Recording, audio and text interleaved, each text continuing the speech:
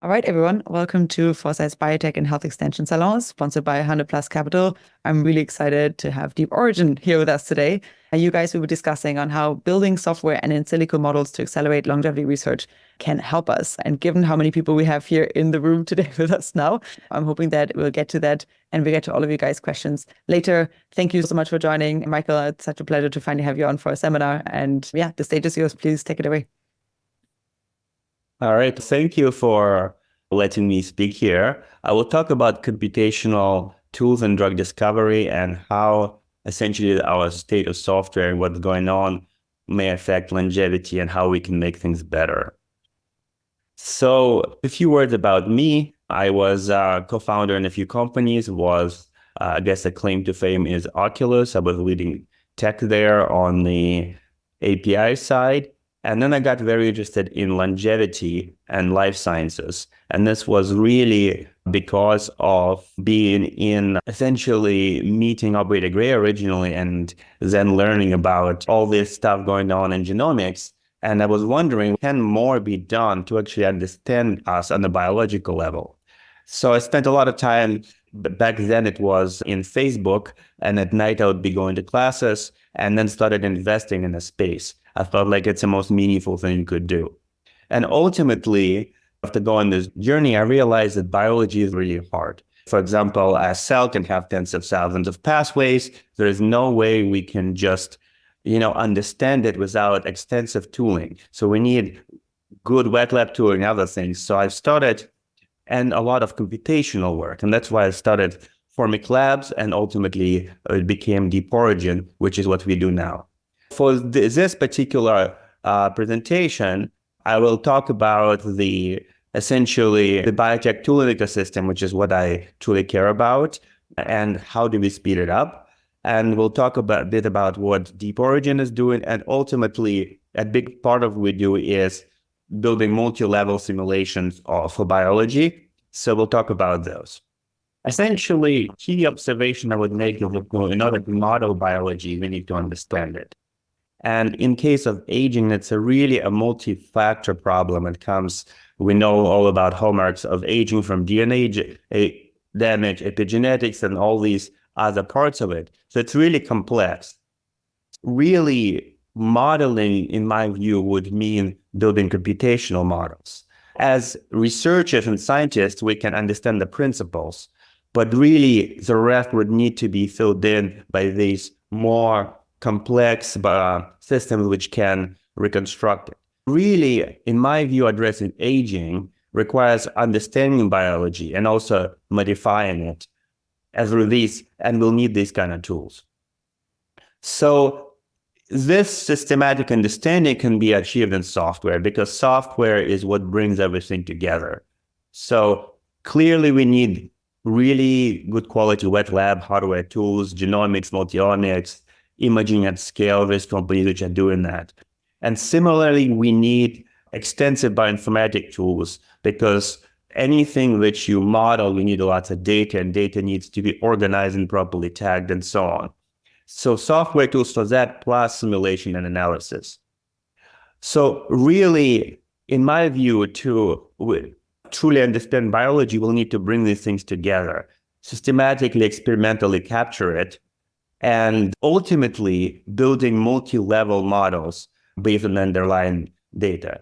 So this may mean AI modeling and combining it with experimental data and with physics, and ultimately longer term, being able to have this digital twin type reconstruction where you can have cells or tissues where you can compare the state and modify the state and see what happens.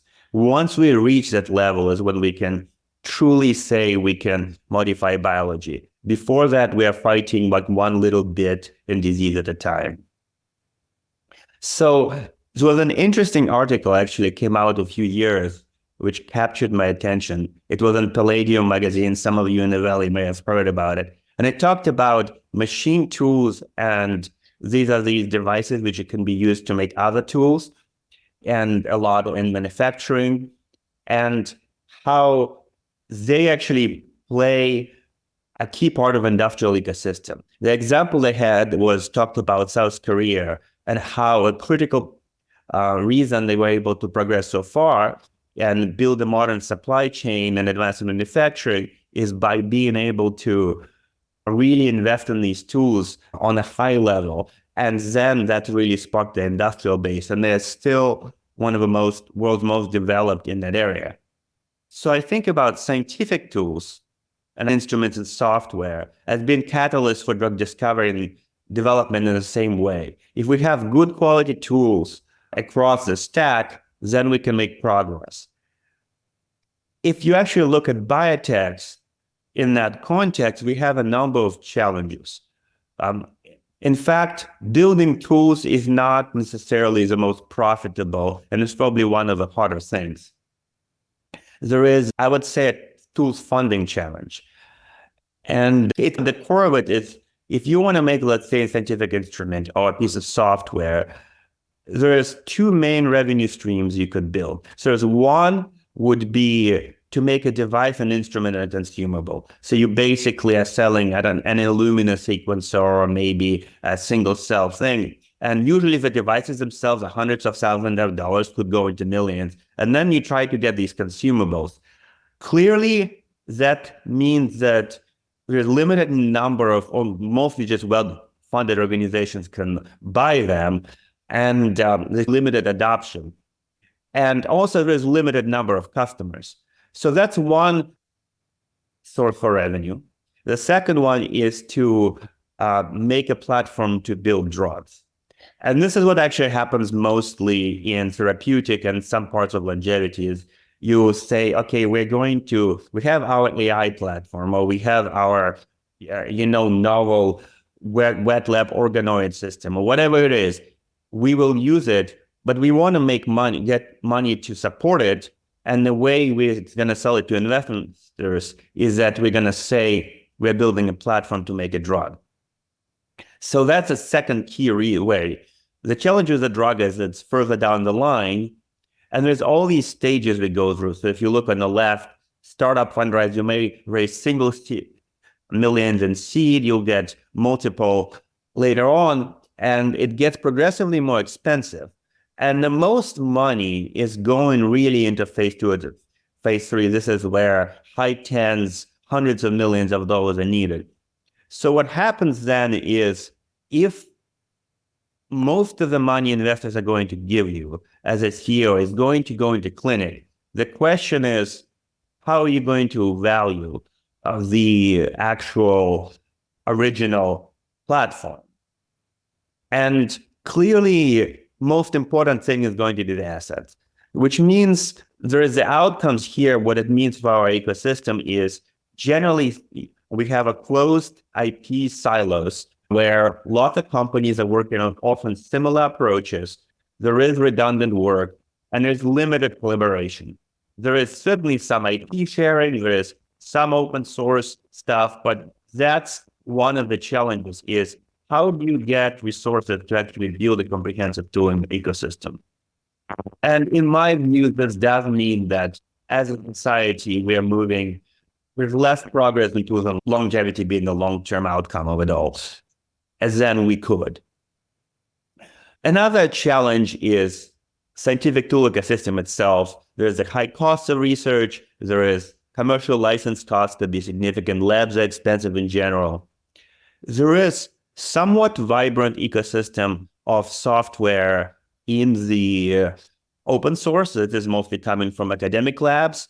But the challenge there is these things are not very well maintained. So you can have, various like cell analysis tools or R packages or you name it, but they often may have broken dependencies. The researcher who's putting together moves on, and they might be hard to install. The UI is not quite as good.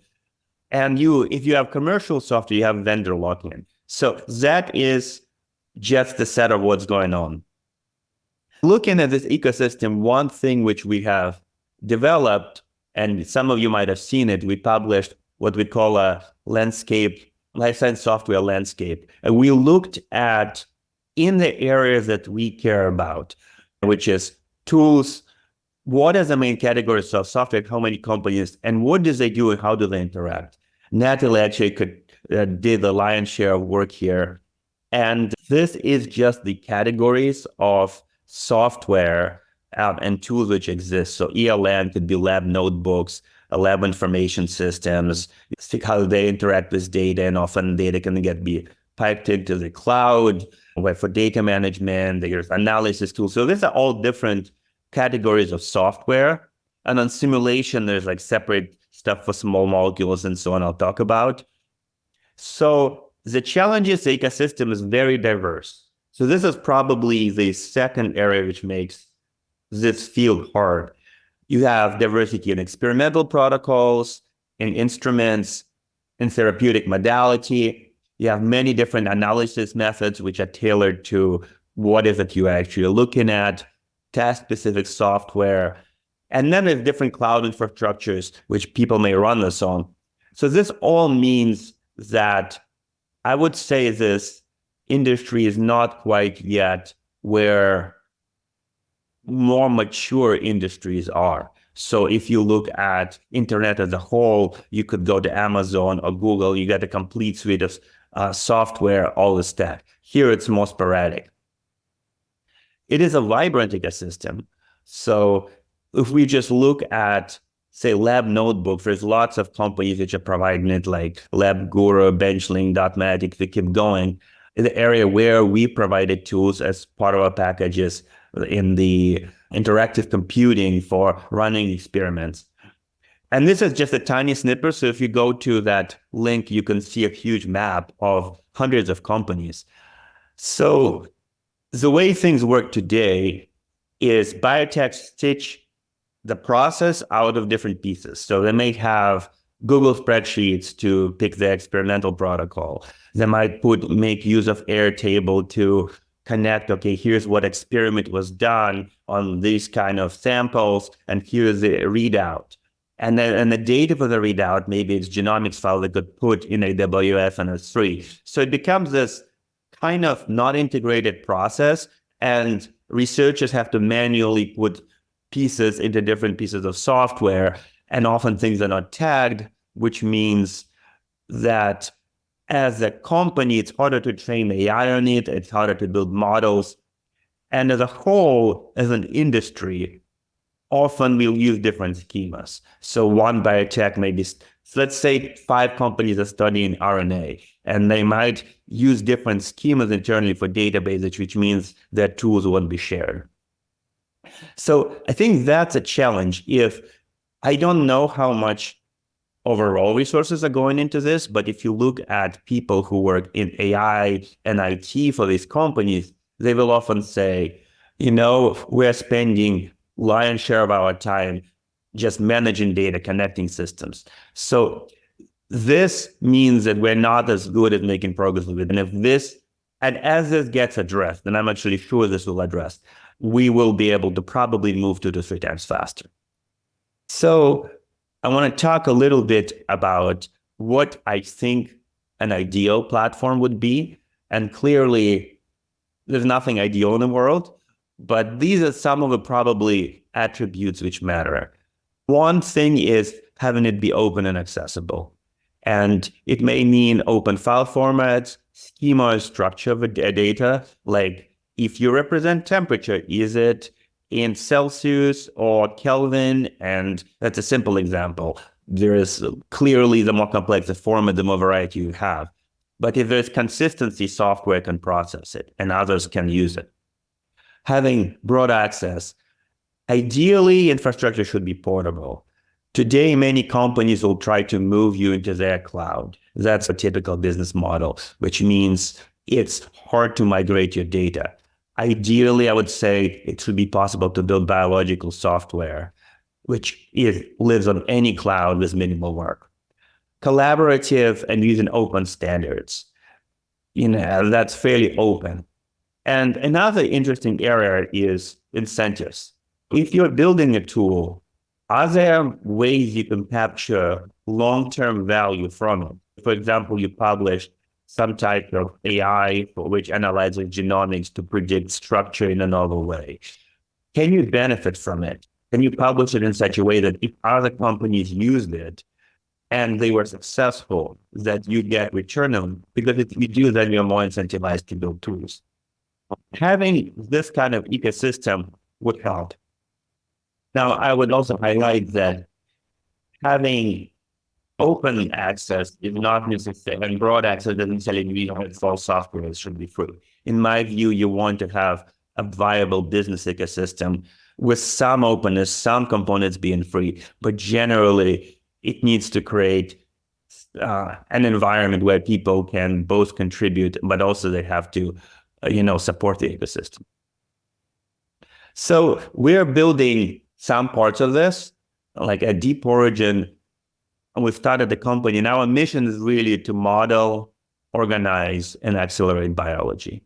That's what we are looking at. We have several areas. We have infrastructure compute, life sciences platform. We have the simulation, which is what I'll talk more about for modeling of biology and drug discovery. I won't go too much into detail, but if you're interested, you're welcome to reach out for questions.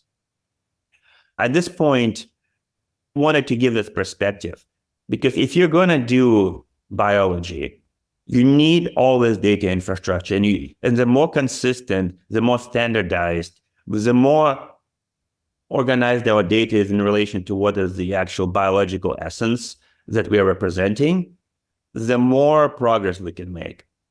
Assuming we make this progress, we should be able to really reconstruct cells and model biology. So this is what I'll talk about more. So with humans, we've built predictive simulations of weather and other systems. Now, there's a limited amount of time we can predict it, but pretty confident what's going to happen to tomorrow or the day after in some of these areas. So the question is, can we, and clearly in engineering, we are very good at this, can we do the same for biology? In my view, we're really approaching this ability to simulate living systems. And no, we're not really there, right? There's clearly, I would say, next decade, maybe 2 decades, but if we're lucky, maybe within 5 to 7 years, we should be able to, in a reasonably high fidelity, simulate human cells or big aspects of biology. That is fairly ambitious statement. And really, in my view, it's a combination of computation, data sets, physics, and AI and ML, which come together to really give us that ability. I've highlighted physics here because in our company, we work a lot with combining AI and physics, and there's benefits you get from each. We simply don't have quite enough data for biology, just do it with AI.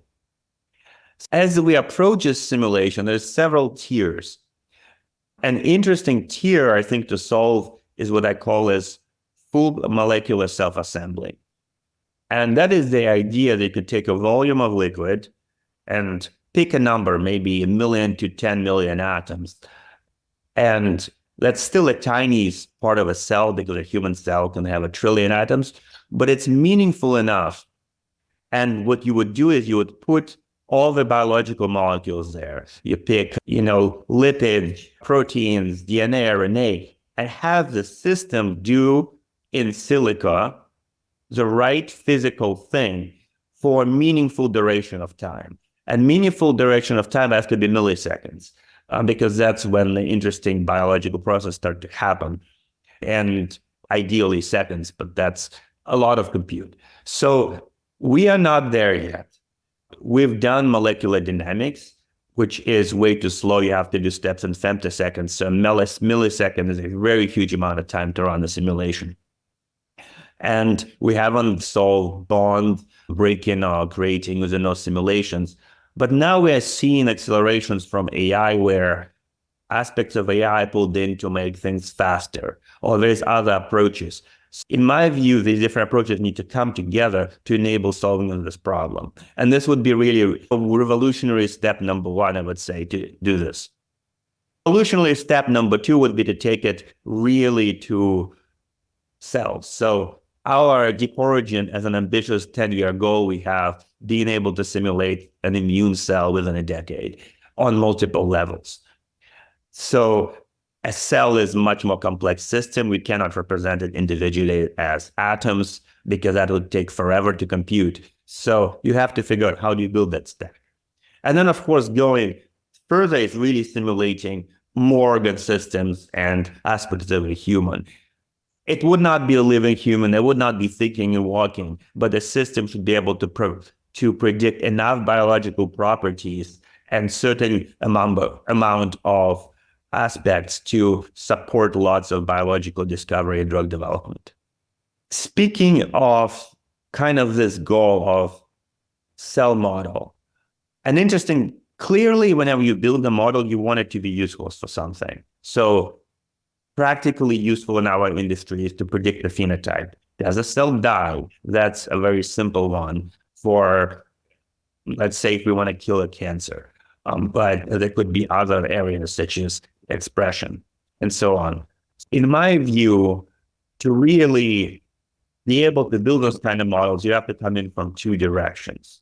You have the physics bottom-up modeling, which is what we'll talk about here, is you have, okay, how did molecules come together, but then how do they form shapes and how do genome networks get expressed? On one side, so you can build this stack of lower level models applying to higher level models. And on the other side, you really need to do a lot of high throughput experimentation. So collecting data at many levels. So you, for example, what I think recursion is doing with collecting lots of images and analyzing them with multi-omics of all kinds. You want to be able to collect all this data and use it together to then reconstruct the model. So you can't have physics and modeling without a lot of data beyond a certain point because you just won't have an accurate model. But just getting enough data for everything means we either don't understand it or we don't get some of the non-obvious effects. So that's the area which I think we want to be moving into. So if you think about, okay, we want to build this cell, how could you combine it? So if you go multi-level from the bottom, you have molecular dynamics at the bottom, which is how do atoms interact?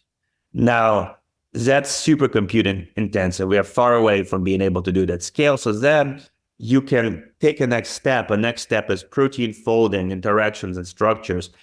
And there's different approaches here. AI/ML we'll talk about. There is coarse graining, which is you're representing a molecule as a bead instead of each atom. You lose information, but you may be able to actually get the next level of answers. Then you have higher level structures, like organelles, how do things come together. You got pathway models. This is essentially often done with differential equation. That is a question of if these are genes which are expressed, and here's all these different interactions you could have, what is the next state of the system? Can you simulate this system? If you could simulate it and you have concentrations of different proteins in a given state, you can combine it with a coarse grained model to have a more complete picture. So then if we had all these things, we can really start integrating them to really enable reconstructing a cell and tissue based on all this high throughput experimental data. So microscopy, AI, structure could be used and fit the data to have a predictive model.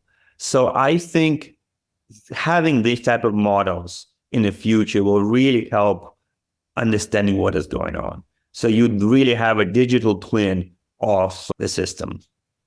So I'll talk a bit about what we are doing on this in this direction. We're clearly not doing everything. We're doing a few things looking at the simulation stack at Deep Origin.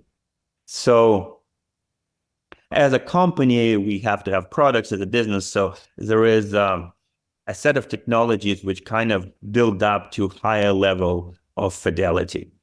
At the very bottom, you have ligand docking. And this is a problem of how do you fit a molecule within a protein so it may affect its function. So if there is maybe it's enzyme and you want to stop the reaction to reduce a disease or address something.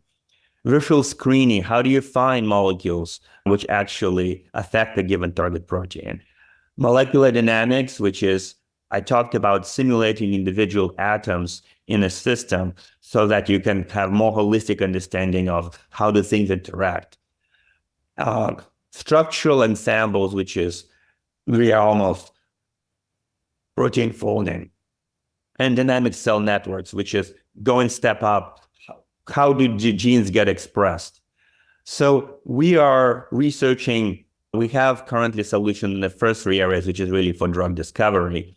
And we're looking at, we have really close technology on ensembles and also building network models.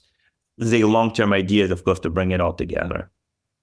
Speaking of docking, not sure how many of you familiar. Ligand docking is really this idea. You have a protein and you want to be able to drug it.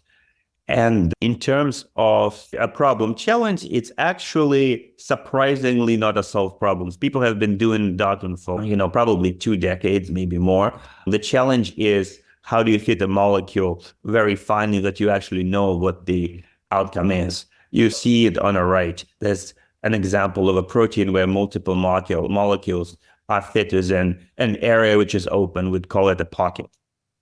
In our case, we've developed our own AI technology for docking, which we believe is really fast. And it is a part of a bigger concept of virtual screening, which is, if you take a protein, you have a given pocket, most things you're going to have, most molecules are not going to fit in it and not going to drug. So you want ideally to be able to screen hundreds of, millions of compounds, maybe billions of compounds these days. The kind of dumb way of doing it would be to just go one at a time and try to see, does this molecule fit? Does this molecule fit? And this is what docking does, except for with AI and nanotechnology, we're able to process big chunks at a time. Interestingly, so for those of you who are interested in discovery, the way docking has existed is, so far, if you run commercial software or open source software, and you take 1,000 compounds, as 1,000 predictions, it gives, maybe one or a few will actually dock, which means you have to run, for 100 answers, you'll need to run 100 experiments, and maybe one will be the one which is docked, or maybe it's 1,000. There was a study on, so it's still better than nothing because you don't want to screen 10 million things. So 1 in 1,000 is a lot better than 1 in 10 million. But we want to do better. So actually, there was a Yale screen where recently they screened 3.8 million compounds with top software. And it's used, in this case, Schrödinger Glide, which is a popular product. And they Glide reported 30 compounds.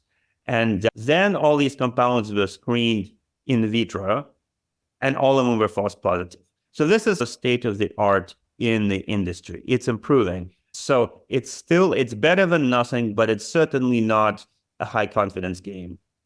So this is the actual kinase target which was screened. And in our case, we ran our software and algorithm, and this is the models that team has been building over the last 3 years. And we were able to filter out the false positives. And actually, if you looked on the right, we ranked the compounds. And out of the list, we were able to find 5 to 7 of the top true positives. And we validated all the true binders, and we didn't bring up any of the ones which were false positives in this paper. So this is an example where we're not going to claim everything we dock is the exact molecule, but you can save 10 to 20 times the wet lab work by using this technology. So we have this available on our platform right now. You can access it through Jupyter Notebook. And so if you sign up, but we also are developing broader tools. So we talked about here's an example where AI has been used to drastically improve a situation. So now, what about finding a more complete drug? So I've talked about this process. You start with huge universe of molecules, and you want to do billions of them. And ideally, you find a few that fit. Today, this is done with combination of complex software, and often people use chemists and visual tools. So an example of a competitive, good quality visual tool on the right. And then there is a tool right there that says it probably takes about 60 hours to onboard on this tool. And so with today's technology, we're wondering, well, can we do better? Can we simplify the interface? So as large language models are now popular, we've decided to build an AI assistant which would integrate our technology, essentially docking, so that within 5-10 minutes, you can get the molecule docked and running. So this is actually Balta. We call it the world's first molecular modeling assistant. At this point, a very focused domain, but it essentially allows you to run a command such as load one EB1 protein and find its pockets, and it will highlight the pockets on the right, and it will give you the binding energy, and you can do that. And we're actually opening access for the preview version of this next week. So this is actually up and coming. So that's the one part of the drug discovery. Talking about, okay, we can simulate the atoms, we could try to drug it. How do we go to the bigger systems? Coarse-grained protein folding is actually quite an interesting challenge. So if you can't do everything with atoms, you want to represent molecules in a different way that would be more efficient. If you're going to try to solve protein interactions, protein DNA, lipid interactions, you may want to use physics at kind of a different level. Clearly, all of us know about AlphaFold. It is made a huge contribution, came out, and everybody is now using the models in a PDB around AlphaFold. And it has been trained on crystal structures in particular ways, and it's been a huge progress in the industry. The challenge is it doesn't truly solve our understanding of proteins. That is, it gives you a new shape, but it might have loops which are not physically accurate. So it doesn't handle allostericity. There's been publications that AlphaFold does not really learn the physics of what is going on.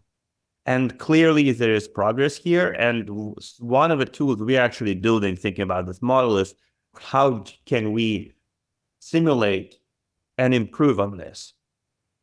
If you look at the current state of the art, there's a number of multiple sequence alignment methods and language model methods which are available. So you have the different pros and cons in terms of training. The kind of great thing about AlphaFold and RosettaFold, you have really high accuracy for natural proteins which are similar, but you may not be able to find protein-protein interactions or disordered tails. So there's other approaches as well. We can share the decks. I won't go into the details of these.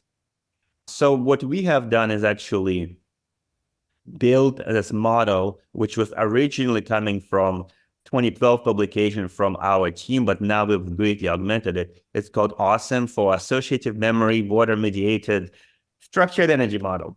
But it is a coarse-grained model where the amino acids are actually represented by smaller beads. So you're not representing every atom. And then you are really using physical potentials with bioinformatics to help it simulate the physics and fold it into the right structure. So this method is able to simulate a set of states which ultimately predicts the protein structure, but it can also predict how multiple things comes together. And because it is a coarse-grained model, it runs 1,000 times or more faster than, say, a molecular dynamics would. So you can be able to do things which are not exactly tractable with more expensive, more detailed methods. We've been able to, generate all of these predictions on the right, where you get a really high, if you look at the RMSD, and we've recently updated all of our methods with integrated AI, which kind of provides extra structure to get really high accuracy. Usually for drug discovery, you want to be close to 1 angstrom or around 2 for precision. If it's a lot further away, then it's going to be hard to make a decision about whether the thing is druggable or not. So here's an example of this running where you have 2 proteins and they're simulating and for epitope prediction. And you can see there's a point when they start connecting and there is an interface and a making. So in this case, knowing the binding site in case these are 2 unknown interaction, it could be critical for cancer development. The vision is really to keep expanding it, add DNA, and provide solutions to users who want to deal with antibody development, protein interactions, molecular glues, disordered proteins, and those classes of things where maybe AlphaFold will not, or other solutions won't give you the answer. Last thing I talked about I brought up the pathway simulations. It's actually going a whole level up, and we're talking about gene expressions and how do we represent more of a cell. The challenge at that level is just way too many atoms, so you usually deal with concentrations. And we call these cellular simulations. And the goal is really to be able to make a model of cellular expression. The question is, can you simulate a full gene network of a cell, or at least you start as a large part of a network relevant to cancer, for example, to be able to predict targets and to figure out how diseases work and how do you affect that type of a disease in a cell. There's been a few developments in these areas. There's experimentally validated models of cellular processes. What has been done is actually people have built a network of, that usually based on differential equation, maybe have a few hundred genes, and they fit it to experiment. If you knock out this given gene, does a cell die or does its phenotype change? And it's been shown that you can simulate this network and actually produce results. We now have also multi-omic platforms capable of this type of model fitting. And we have software being able to simulate larger and larger models. So with this, we can really head towards a case where could you actually represent the full pathway model of a cell, of say an immune cell. In our view, these kind of pathway models are the first step towards whole cell models. And the reason this is important, if you're dealing with atoms, you may figure out this molecule binds something, but how does that affect a cell is a much bigger question. You cannot simulate a full cell at the atomic level. So the way to do it would be to maybe run the lower level simulations to figure out the kinetics. What is the kinetics of this enzyme? And then take that constant and plug it into this type of higher level model where we deal with concentrations of items and simulate that network and now see, okay, if this molecule is going to be blocking this receptor, what happens? So this is basically pathway models can be used to simulate different disease pathways. So you might be able to predict how cells respond to input, when they grow, divide, and die. And this is very relevant for oncology. And it might be able to, if we fit these networks close and better, we might be able to really target particular types of tumors. There is a lot of combinatorial problems. The alternative to trying to have this type of a model is to try to say, can we train an AI? Can we just collect a lot of data and reconstruct it and have it predict the responses? On some level you can, but there's too many combinations. So it's very likely that AI trained model will not produce the right output for cases when there's not enough data. And experimentally screening the full space is intractable. Really, this type of equation-based simulation can provide more testable, more understood systems. So it takes a place, and quite honestly, we don't know exactly how much AI and how much of this type of modeling we need to do, but this combination of these methods can give you a lot more insight. thinking about the long-term plan of all this, if we're able to simulate the pathway networks, we're able to do folding of molecules, can we take it to the next level and actually reconstruct the biology? So our long-term plan is really to combine these type of pathway models with what we call coarse-grained spatial modeling. And this is, I talked about coarse-graining on the protein level. You can actually, where one molecule was a bead, you could take it to a bigger thing and start representing actin and myosin fibers. And actually, my co-founder and original founder of Biosyn, the company we merged with, built this academic work called Median, where they simulated actin and myosin formation. So they had all the right kinetics so that stochastically the molecules will form into these fibers, and they've actually had an experimental comparison that their model matched and became very close to what the real structure of the forces was and how the actin myosin and muscle cells might be forming. And also, as they form, they can affect the structure of a membrane. So on the top, you see this type of, as the internal simulation creates the fibers that push on a structure and they start defining the shape of the cell. Our long-term idea is to be able to combine this multi-level pathway modeling, which tells you the gene expression, what is the concentration, what, with the structure built out of these type of physical things, and map it with real biological data, and ultimately to help more digital twins. And this can have applications in metastasis, like the shape of a cell and how it moves may relate to how it can spread, cell therapies, and understanding biology as a whole. So that's pretty much the vision. I think this will take a community. Even we have these projects, some of them are proprietary technology, others will open up. Ultimately, this is an industry-wide endeavor. So many really smart teams will work. So we're open to collaborating on different parts of this for whatever is interesting. For those interested, you can sign up on newsletter we have. And on the Deep Origin, we try to put in some comedy in there in addition to serious stuff. And really, I'm open for questions, or if you need help with bioinformatic compute, drug in the target, or talking about any of these kind of things, though, we're here. So fantastic.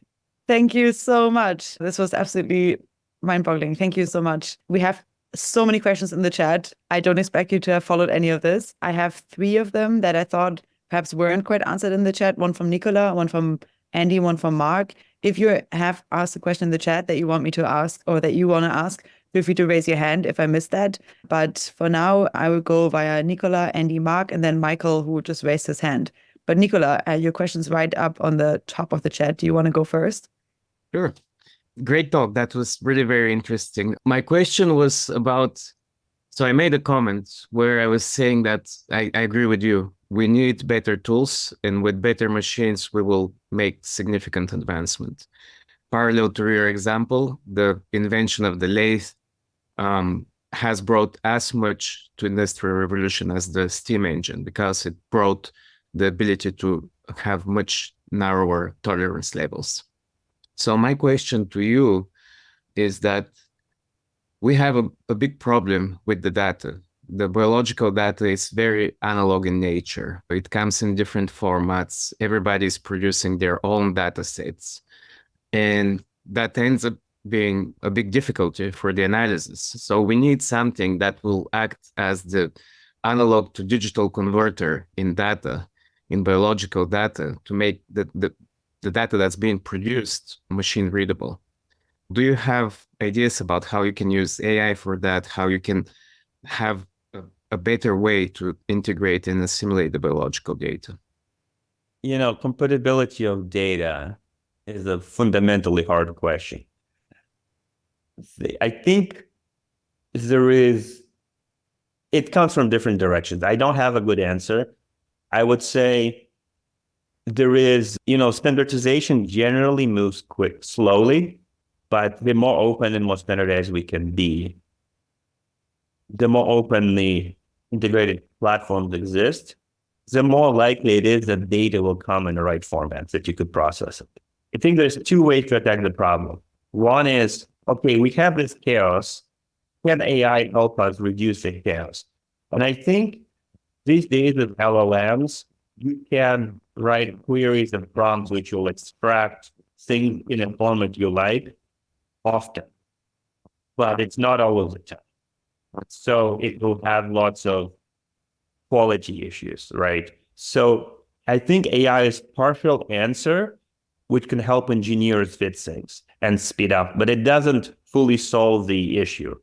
The only way to fully solve this issue is to have really high quality, most likely automated wet lab platforms at scale with open standards of how what is done and proper quality control and with and open data formats. I think when that exists at scale, the issue of data will be somewhat less problematic, and then we'll have much better models. So you have to approach it from both sides, but that's where we are. Next one up, we have Andy. Yeah, and Natalie responded to this pretty well in the chat, but just at a high level, that middle tier or the tier of simulating the multiple proteins binding to each other, that level is fairly well observable in the lab with co-IP and other methods there. And so looking at like how much extra value you're getting that can inform the pathway simulations that you're ultimately trying to get to, how much more are you getting from that? So we have a small lab. We haven't integrated a lot of wet lab into this. So the example you saw was based on known physical potentials, which is mined from existing data sets. And I think some of the tests match or close to experimental outcomes. But honestly, if you have a high throughput platform which can image and give good results, we can then match with simulation. Let's talk. Because I think clearly we need to do this at broader scale. Next one up, we have Mark. Sure. I think I'll ask two questions, but my major question was that AlphaFold was only possible due to government spending about $20 billion on protein crystal structures. And similarly, in like transcriptomics, now we have sort of a cell atlas, and it's really large public databases that facilitate progress, I think. But to tackle something like aging, we're going to need a lot more data. I think that's maybe the bottleneck now, not compute. Do you have any thoughts on that and how we can solve that problem? We clearly need huge amounts of data. I think compute is for some physics problems, it's always going to be a limiting factor. It's one of the like molecular dynamics simulation. You can take all the compute of the universe and it won't simulate enough. What do you want? If you want it really precise with quantum chemistry, maybe quantum computers will address it somewhat. But in terms of, I think what is missing is structured, connected algorithms, which actually produce good models and insights, in addition to this whole computing data. Because you can have lots of compute, and if you don't have software to run on it, it won't do anything useful. And this is why I brought up this whole modeling and reconstructing thing, because thousands of independent experiments and analysis things need to come together to represent a holistic system. And we're not anywhere near there. And that means software integration. It means data standards. It means lots of validation. So I think that needs to exist. And that's very hard to put together. And this is going to be building over the next decade or two. Now, in terms of just data, yes, even if that existed, you still need a lot more data. And the alternative to the government funding the data, it would have to be crowdfunding the data, right? So if I think about it, do I have $5-10 billion to throw into providing big public data sets. No, the people who do might be able to contribute. Government can contribute. But the other way to do it is to build an ecosystem of incentives and a platform which allow people to share this infrastructure and data in such a way that when a drug comes out based on it, they benefit, right? Because most of the money right now is actually in the pharma and later stages. And it's not a huge part of it ends up in research, but even less ends up in tools, right? So if we could shift 10% of this trillions of dollars or whatever, like huge amount of market into tools, we can, and including data generation at scale, we could make tremendous progress. So maybe the alternative is not just trying to find more donors, but to actually building an ecosystem where we can all contribute in a useful way.